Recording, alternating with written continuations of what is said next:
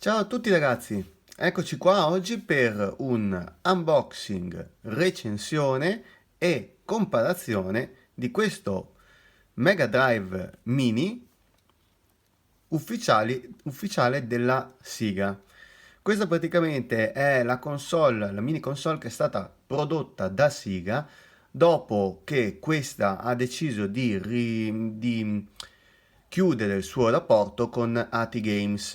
AT Games, che vi ricordo era la compagnia responsabile dei vari cloni del mini del Mega Drive che permettevano anche di far funzionare le vecchie cassette che però avevano una qualità dell'emulazione decisamente scadente. Al che a questo punto Sega, dopo aver ricevuto numerose critiche su questo tipo di console, ha deciso di prodursi la sua console. La prima, vi ricordo, console prodotta da Sega dal lontano Sega Dreamcast. Quindi per la prima volta Sega ritorna nel mondo delle console con una mini console. In questo caso abbiamo la nostra console mini, in questo caso appunto vi dicevo europea, quindi la versione con il joypad a tre tasti e la colorazione classica della console, la prima console uscita del Mega Drive, non il Mega Drive 2, senza quindi non la versione giapponese che presenta questa zona qui violacea, ma la versione europea che appunto presenta il logo, c'è scritta 16 bit, questa parte bianca e non ha nessuna scritta di riferimento qua. Mentre invece per esempio la versione quella americana presenta qua scritto il logo Genesis. Bene, allora andiamo un attimo a vedere la confezione che come vedete si presenta così, con qualche linea di riferimento appunto alle avvertenze, alla produzione, le raccomandazioni varie. Dopodiché appunto abbiamo attenzione e il logo della console sul lato e qua abbiamo altre avvertenze e anzi no, qua abbiamo tutte quante le aziende di riferimento che hanno ceduto i diritti dei giochi presenti all'interno della console per poterne permettere l'emulazione.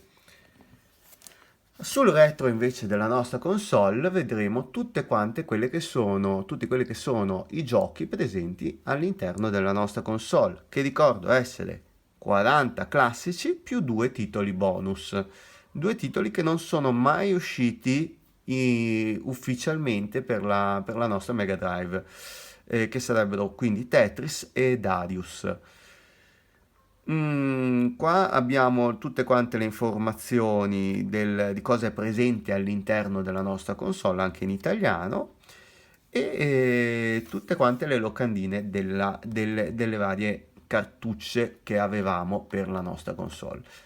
Ehm, vi ricordo che questa, la versione europea, presenta una certa selezione di giochi, mentre invece le altre versioni, tipo quella americana o quella giapponese o coreana, o così, presentano una lista di giochi un pelo differente rispetto a quella che ho io in mio possesso.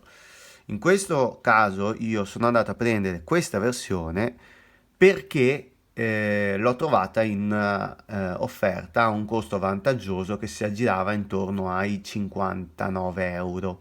Ehm, per un'altra mini console, secondo me il prezzo appunto non deve superare quella cifra, perché stiamo parlando comunque sia di una collection alla fine di giochi che non dovrebbe costare più di un tot. Sì, certo, c'è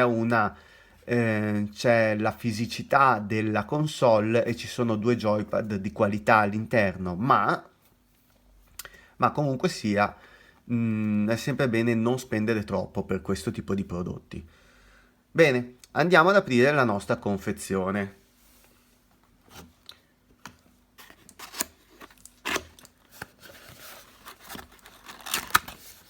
Allora, all'interno della nostra confezione troveremo una serie di scartoffie varie. Intanto andiamo a togliere questo. Questa è la parte che ci interessa di più. Conservata all'interno di questa scatolina c'è la nostra console, che si presenta così, con questa plastichina posizionata sul fronte a proteggere il nostro logo 16 bit, che noi andremo a togliere. E poi andiamo a vedere cos'altro c'è all'interno di questa confezione.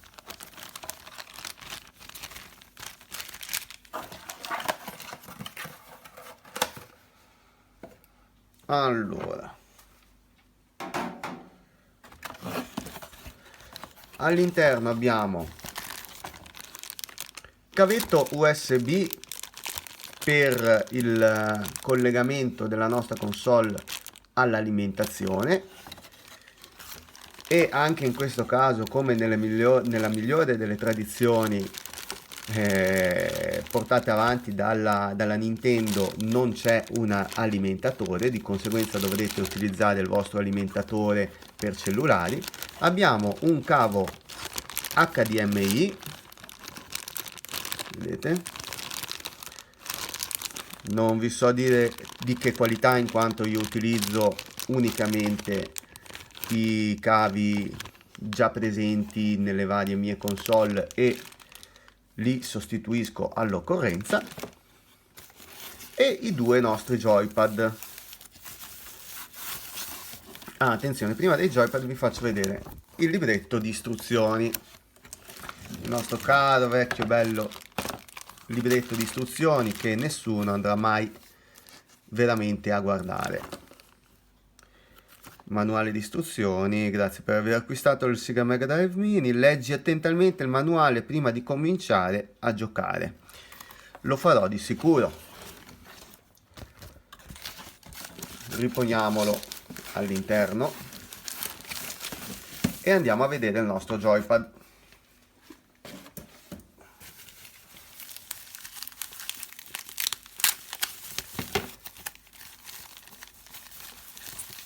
Eccolo qua. Una cosa che ci tengo a dire della versione europea rispetto e americana, perché mi sembra che anche quella americana sia così, rispetto alla versione giapponese o coreana, è il fatto che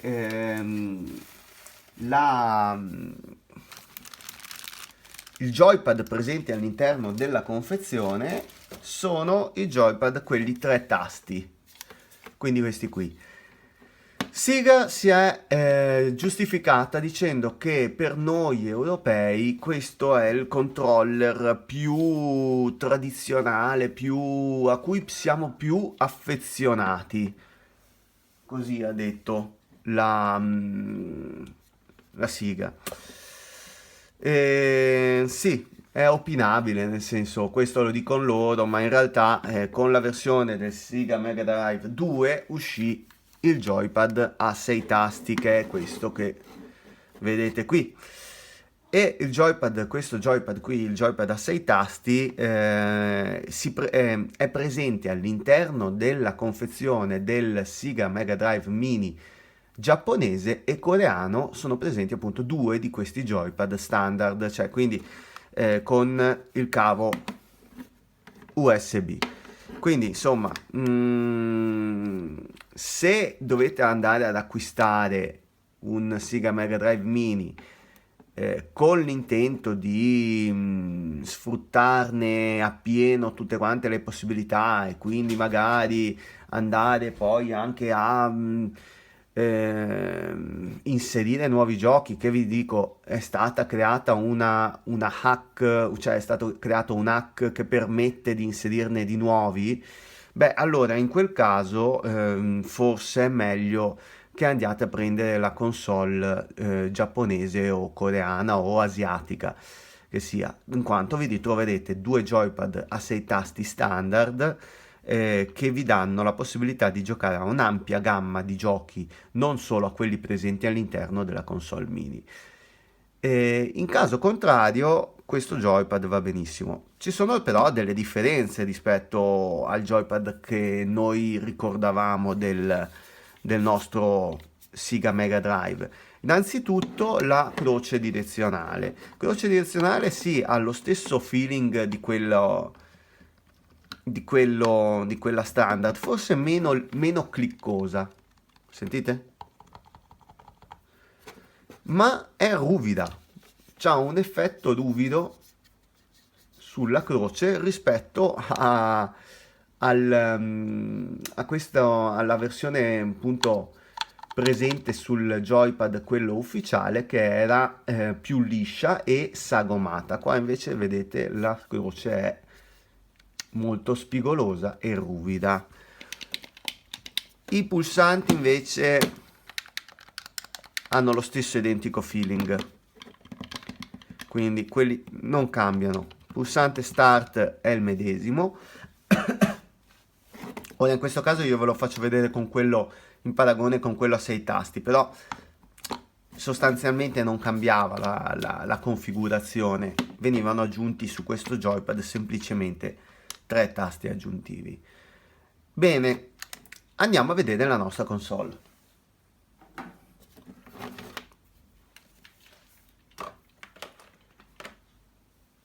E prendiamo la nostra console. Eccola qui. Allora, questa è la nostra mini console che vi ricordo essere al 55% in meno, mi sembra che sia stato detto dalla Sega rispetto alla versione quella originale. La cosa interessante è che ci sono delle caratteristiche particolari di questa console, tipo lo sportellino che si apre per metterci una cartuccia. Questo perché? Perché praticamente la Sega ha prodotto anche dei vari add-on, delle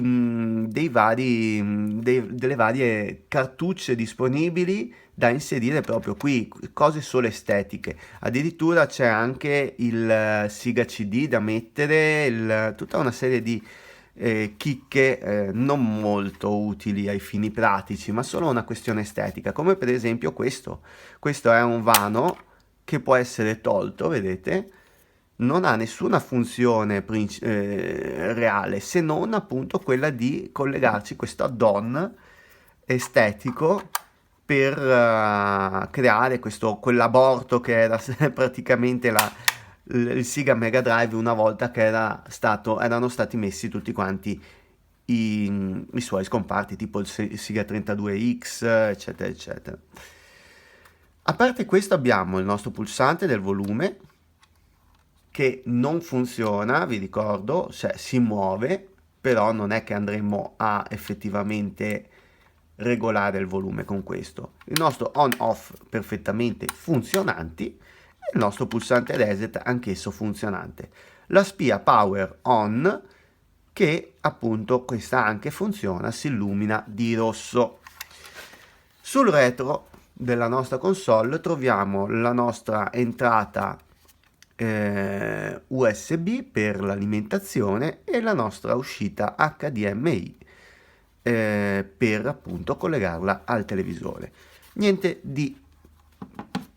di altro, quindi praticamente questo è quello che è come si presenta la console. Ma vi voglio far vedere un attimo un confronto, farvi un attimo un confronto con una cosa che è stata prodotta non dalla Sega ma dalla Retroflag, e cioè il Megapi Case. Il Megapi Case che cos'è? È un case praticamente ispirato al Sega Mega Drive, in questo caso in versione, come vedete, giapponese, perché qua è presente la scritta, cioè in color violaceo, come vi dicevo. Qua vedete Retroflag, Megapi Case che riprende lo stile grafico della scritta del Mega Drive, pulsante reset, pulsante volume che in questo caso va ad aprire lo sportellino. Questo sportellino ci servirà per posizionare le nostre micro SD. Questo praticamente il pulsante on off, l'uscita jack HDMI e il power. Questo è un case per il Raspberry, quindi all'interno di questa console noi possiamo sfruttare, emulare un sacco di varie altre console, quindi non si presenta come unicamente case che va a emulare il Mega Drive, ma questo qua è un case per Raspberry che può fare di tantissime cose. Qua c'è il nostro slot dove vedete ci sono invece le prese USB del nostro Raspberry. Quindi in questo caso questo case si presenta un po' più piccolo di quello del Mega Drive Mini. A parte questo, qua su questa, che questo era il vano cioè la ghiera per la ventola. In questo caso però la ghiera non è per la ventola ma per la nostra SD. Come vedete qua, questo è il nostro Raspberry. Ecco, quindi niente, questa è la nostra console mini. Questo è la versione più piccola per Raspberry della Retro Flag. A parte questo, vi posso dire che il nostro joypad USB presente all'interno della console, essendo USB, è perfettamente compatibile con il nostro Raspberry e computer vari, in quanto viene visto come un joypad standard. Quindi noi possiamo sfruttare questi per l'emulazione del Mega Drive anche su altre console, su altre PC, Mac, Raspberry, comunque sia console che permettono l'emulazione e che hanno dei driver che permettano di leggere questo genere di joypad, perché ovviamente su un PlayStation Classic Mini questo non verrà visto. Andiamo a vedere l'emulazione, quindi praticamente di questa console sulla televisione. Vi farò vedere adesso quindi come emula, come funziona e ve la metterò in confronto con la Mega Drive Collection in mio possesso della Switch, sulla Nintendo Switch. Se riuscirò vi farò anche vedere un paragone dell'emulazione presente su Raspberry. Bene, eccoci qua ragazzi. Ora stiamo guardando quello che è il menu del nostro Mega Drive Mini. Allora, praticamente una volta avviata la console, noi ci ritroveremo una selezione di classici appunto del Mega Drive. Una cosa che vi devo dire a proposito appunto, come che vi stavo dicendo a proposito del joypad, è proprio quella che potete vedere qui. Quando noi andiamo a schiacciare la nostra croce direzionale, se fate caso, vedete? A volte mi prende due colpi. Aspettate un attimo che tolgo un attimo il volume, abbassiamolo un po'.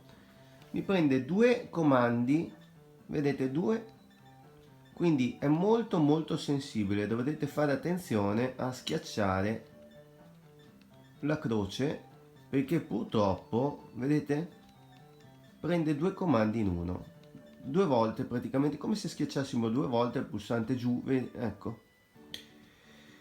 Questa è una cosa appunto che va presa in considerazione.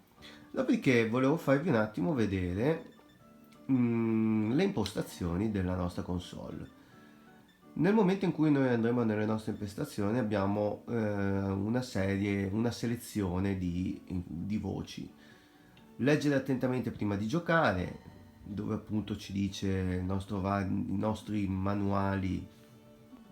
Aspettate, ecco, il nostro manuale di gioco della console, le lingue che appunto potremo scegliere tra una grande selezione, impostazioni dello schermo che poi vedete appunto esserci widescreen e vedete questo effetto, cioè è proprio parecchio fastidioso. Widescreen o invece 4 terzi originale.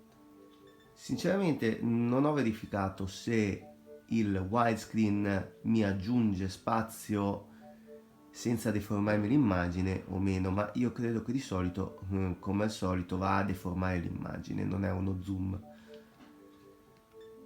Impostazioni dello sfondo, dove potremo scegliere che tipo di sfondo mettere, vedete? Sulla nostra schermata noi andremo a mettere uno sfondo nero.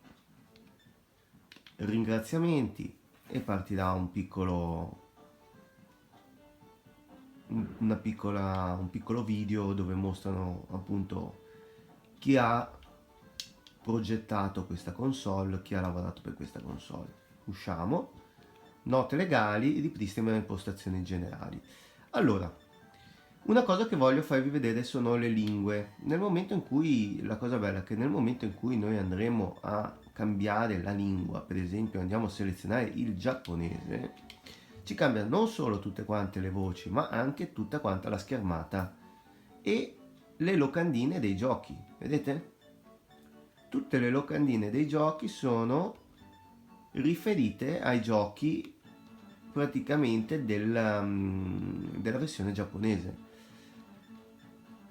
e il che è molto molto carino, perché appunto vi cambia tutto quanto il menu, però diciamo che sì, vi cambierà il menu, però ci saranno delle limitazioni linguistiche che se non riuscite a capire, per esempio se andiamo a selezionare questo, vedete ci sono le informazioni che le andate a perdere, poi ci sono tutta una serie di opzioni in game che rischiate di sbagliare, quindi mettiamo di nuovo l'italiano.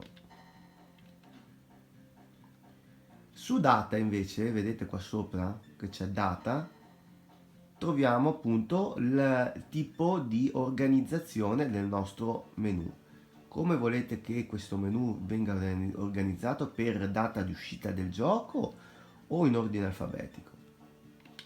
Genere, numero di giocatori, da un giocatore singolo a 2 giocatori, eccetera eccetera.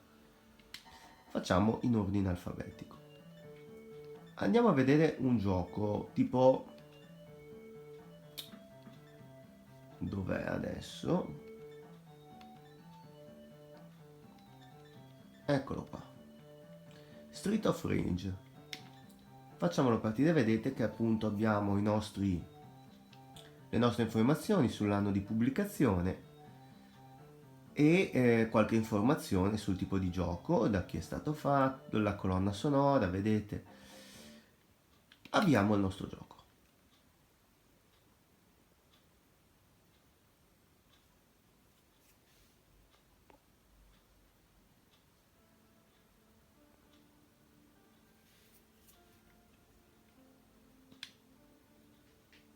Saltiamo il titolo iniziale, eccoci qua.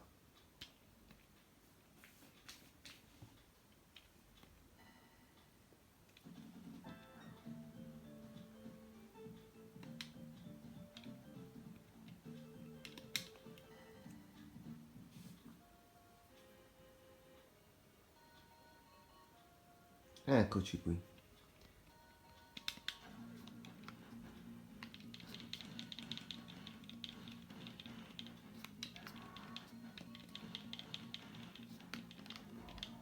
Come vedete, l'emulazione, a mio parere, del gioco è decisamente buona. Non ho applicato filtri, tra l'altro non è neanche disponibile un filtro CRT o qualcosa del genere da applicare sullo schermo, però è molto definita, l'immagine è molto definita, non risulta sgranata, non ci sono grossi tipi di problemi in questo senso. Le musiche appunto non gracchiano, si sentono bene e la nostra schermata sarà in 4 terzi.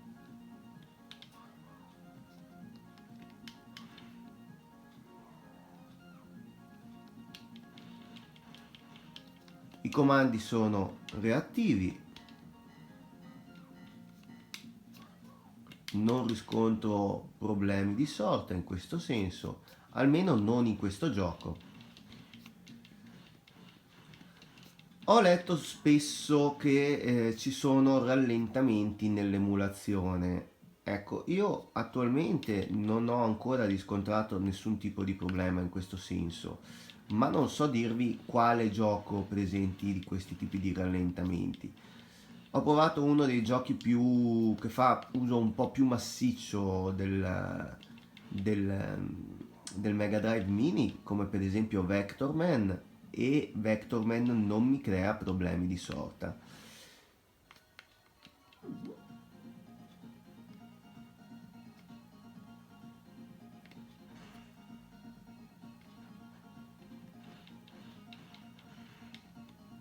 Ma vediamo una cosa particolare, una cosa interessante di questo gioco, cioè di questa console. Se noi teniamo schiacciato e premuto il pulsante Start a lungo, ci si aprirà il menu, quello di salvataggio del gioco. Quindi se noi schiacciamo salva possiamo scegliere lo slot di salvataggio, premiamo il nostro sì, adesso abbiamo salvato, abbiamo 4 slot di salvataggio.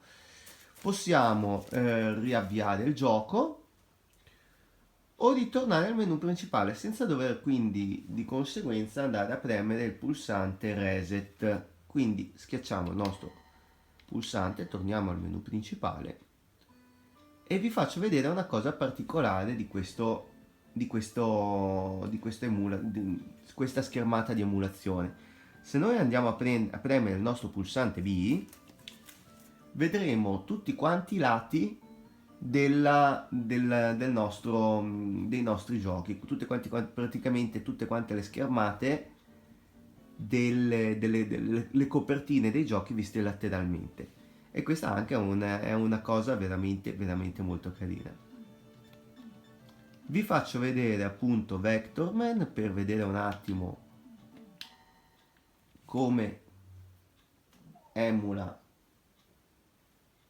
su un gioco che sfrutta anche delle capacità 3D della nostra console originale.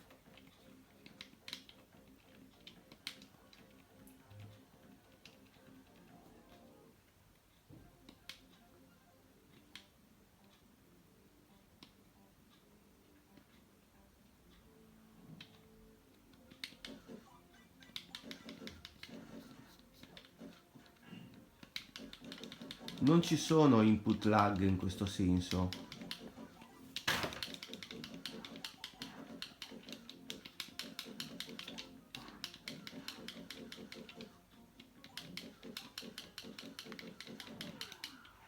Ecco, come al solito muoio abbastanza velocemente.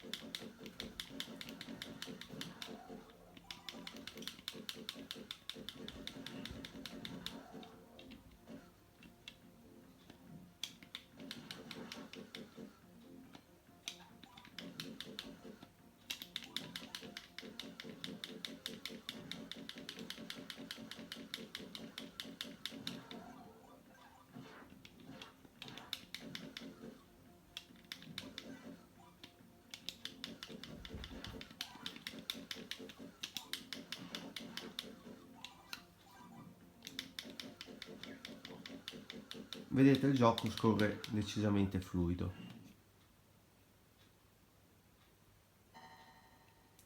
Torniamo alla nostra schermata principale, salviamo, sì, e andiamo al nostro menu.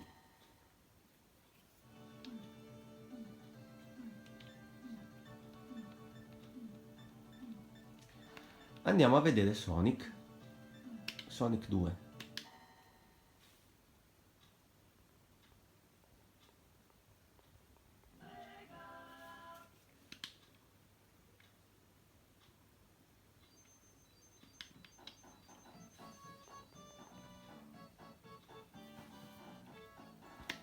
Eccoci qua.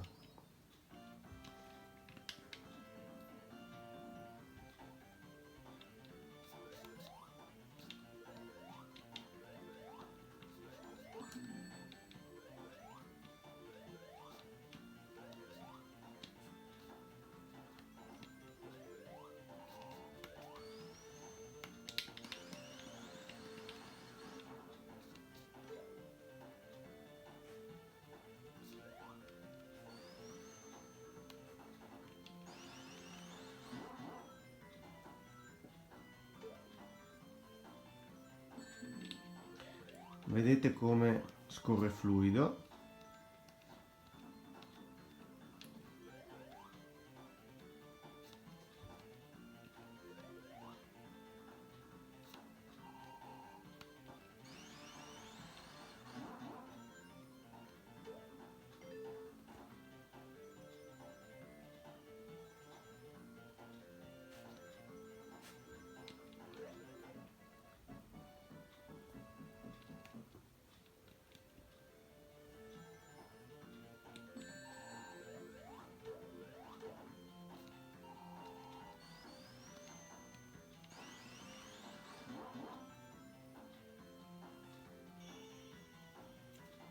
E anche questo gioco, come vedete, è decisamente fatto bene, sfrutta un'ottima emulazione.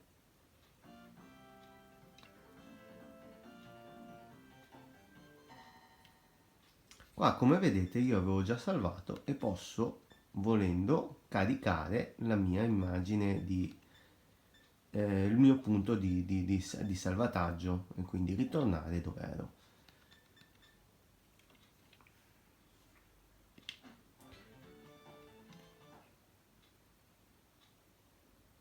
Ora vorrei farvi vedere le differenze con la Classic Collection invece presente su Nintendo Switch, e questo sempre sfruttando gli stessi giochi che abbiamo potuto vedere in questa prova.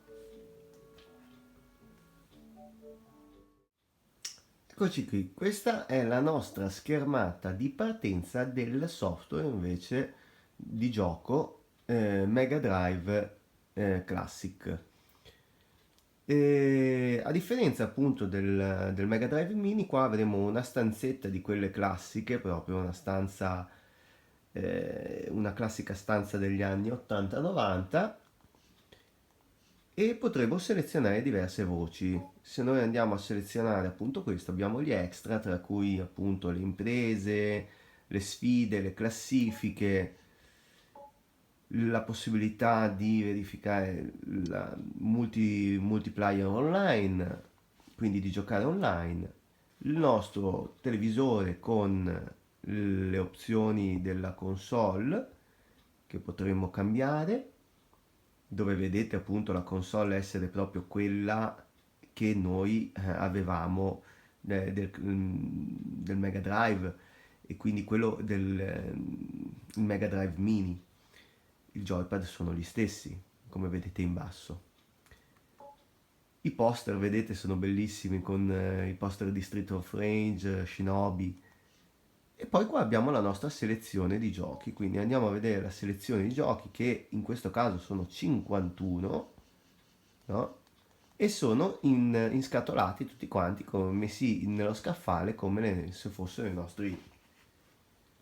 le nostre varie cartucce per Mega Drive. Andiamo a selezionare Street of Rage, che così vediamo la differenza. Street of Rage 2. Selezioniamo la cartuccia, verrà inserita come vedete e parte il nostro gioco.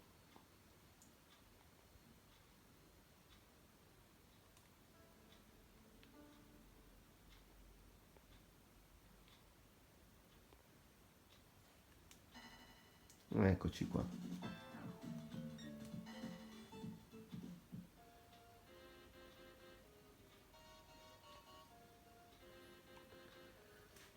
Allora, vi dico subito la differenza molto molto evidente tra questa emulazione e quella del Mega Drive Mini è che questa qua è molto più saturata e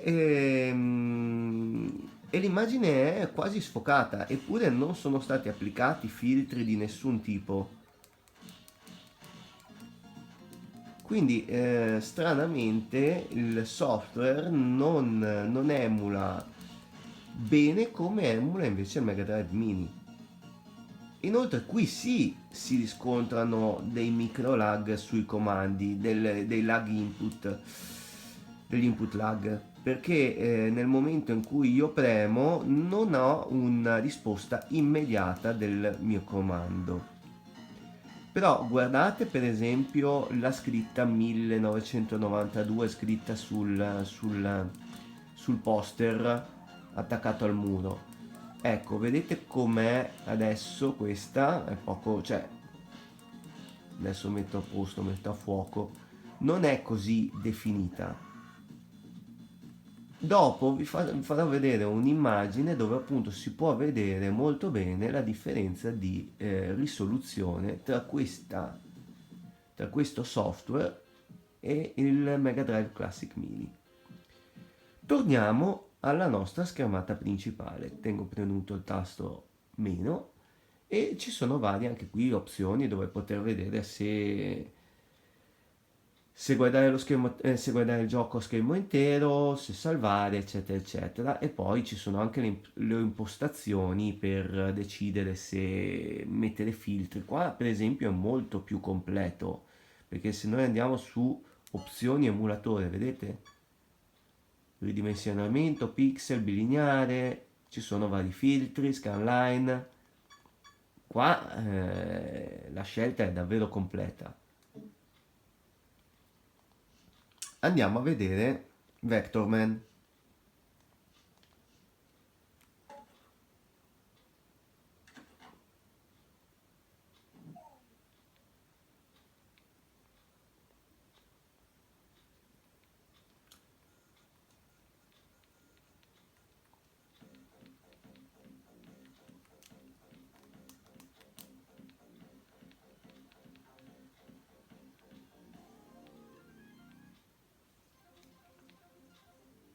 Eccoci qua.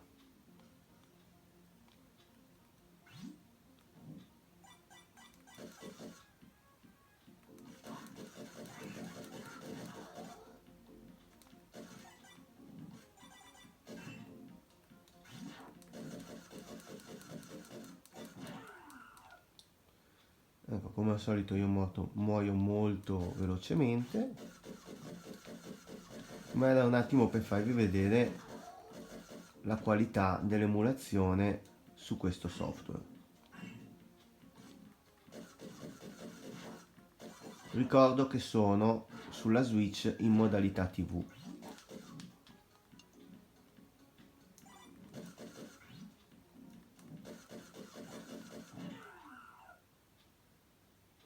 Anche qui, come vi dico, noto che c'è una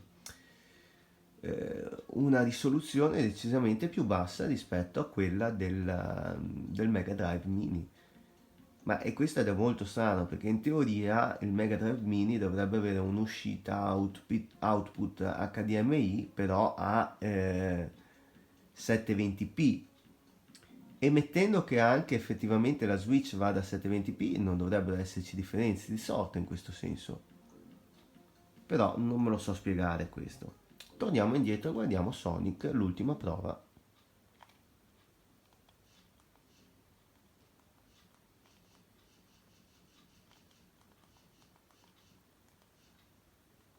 Eccolo qui. La cosa simpatica di questo gioco, di questo software, è che appunto qui ti fa vedere tutto quanto il processo di prendi la cartuccia, mettila dentro, cose che nel tempo sono andate perse.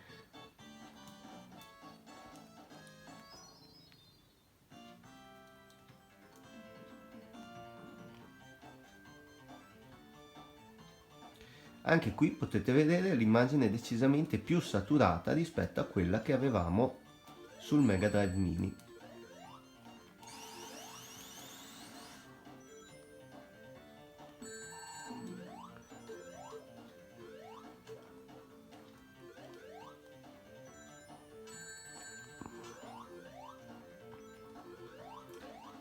E inoltre c'è sempre questo input lag che non mi dà eh, non mi dà assolutamente quel feeling che avevo col Mega Drive Mini.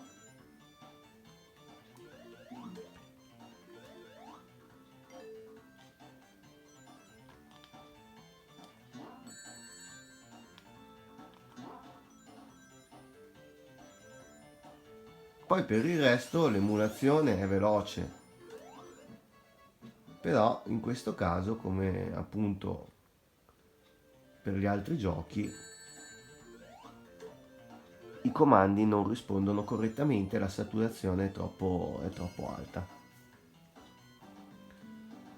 Adesso per fare una prova veloce vi metto la qualità di emulazione, cioè sempre gli stessi giochi, su però un Raspberry P3B Plus, su quello che è il Megapie Case che vi ho fatto vedere prima.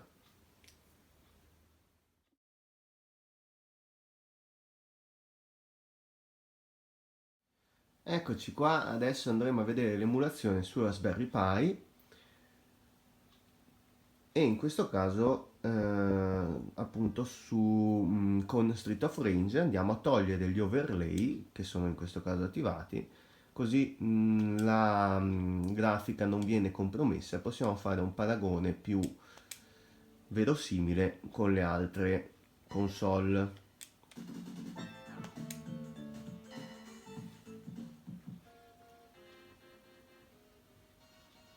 Eccoci qua. Ecco, come vedete qua, la paletta grafica, la paletta di colore del gioco è molto più simile a quella che abbiamo sul Mega Drive Mini.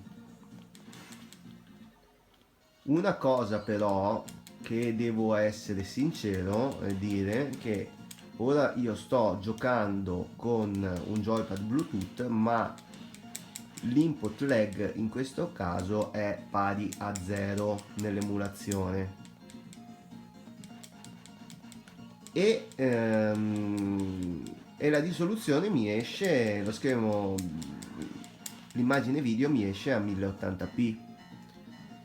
Lo schermo adesso attualmente che vedete è un LCD 1080p, non lo sto testando ovviamente su un CRT perché voglio fare una prova verosimile su quella che è il tipo di schermi eh, per cui è nato il Mega Drive Mini.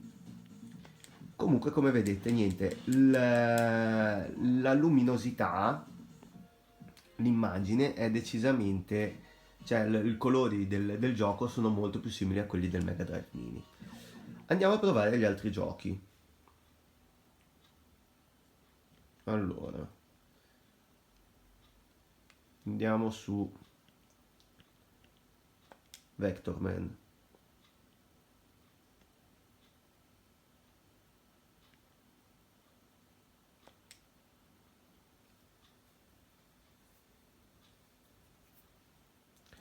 Disattiviamo come al solito il nostro overlay.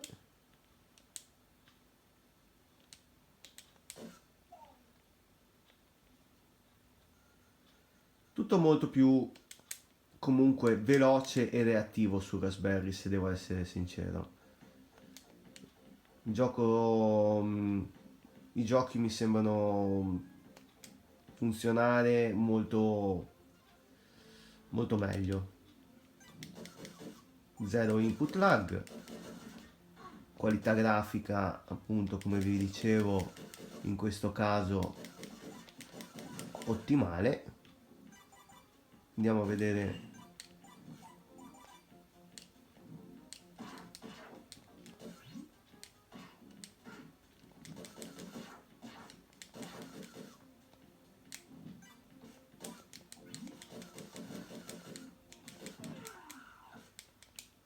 In movimento, come vedete, non ci sono rallentamenti, non ci sono lag, non ci sono cali di nessun tipo. Il gioco scorre alla massima risoluzione supportata. Andiamo a fare l'ultima prova con Sonic.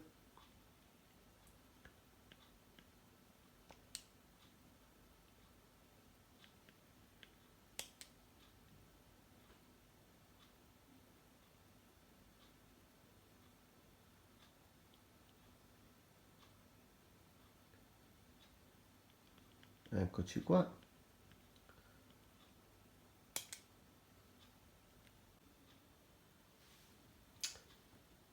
Anche qui andiamo a togliere il nostro overlay.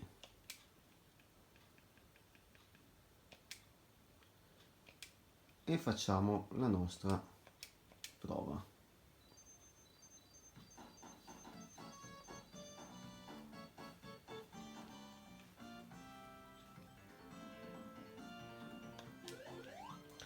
Anche qui appunto, come vi dicevo, i comandi sono molto più reattivi. E una cosa che volevo farvi vedere era appunto questa. Vedete come appunto il nostro porcospino rispetto allo sfondo è molto più staccato, nel senso il colore del porcospino si distingue dal colore del mare sullo sfondo.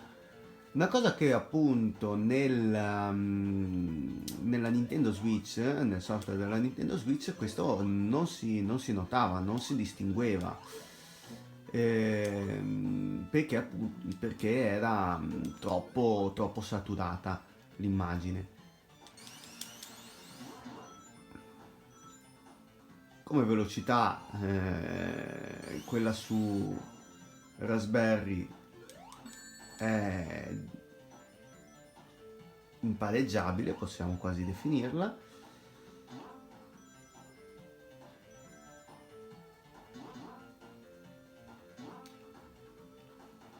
Diciamo che a mio parere qui se la giocano come miglior emulazione il Mega Drive Mini e il Raspberry, con però, se devo essere obiettivo, una spanna, cioè un punto in più per quel che riguarda l'emulazione, la qualità in generale sul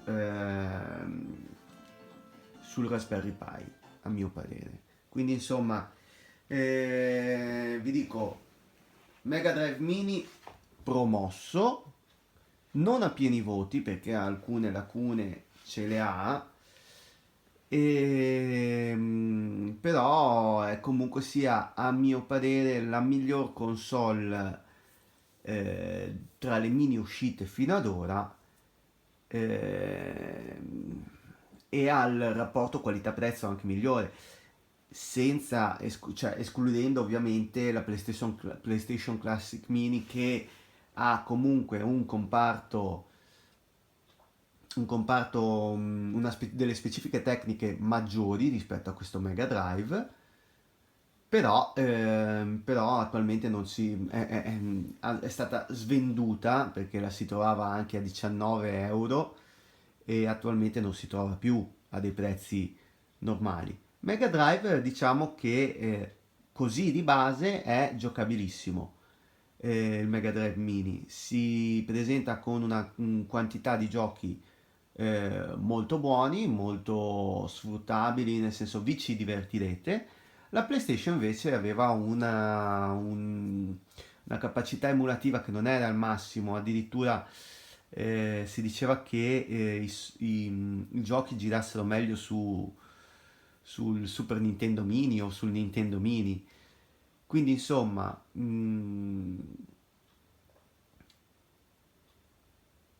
con questo volevo dirvi che appunto secondo me il Mega Drive Mini è una console valida da acquistare a un prezzo che varia dai 50-59 euro massimo. Ed eccoci, e quindi praticamente con la nostra Mega Drive Mini collegata alla televisione con il nostro LED d'accensione acceso e con la musichetta del tema, dello sfondo, del menu che ci fa compagnia, io vi saluto. Per questo video è tutto, spero di aver fatto un video il più chiaro possibile su quello che è appunto il Mega Drive Mini e le sue capacità emulative. E noi ci vediamo, vi ringrazio per tutto, iscrivetevi al canale e mettete mi piace se vi è piaciuto il video, e noi ci vediamo al prossimo video. Ciao a tutti!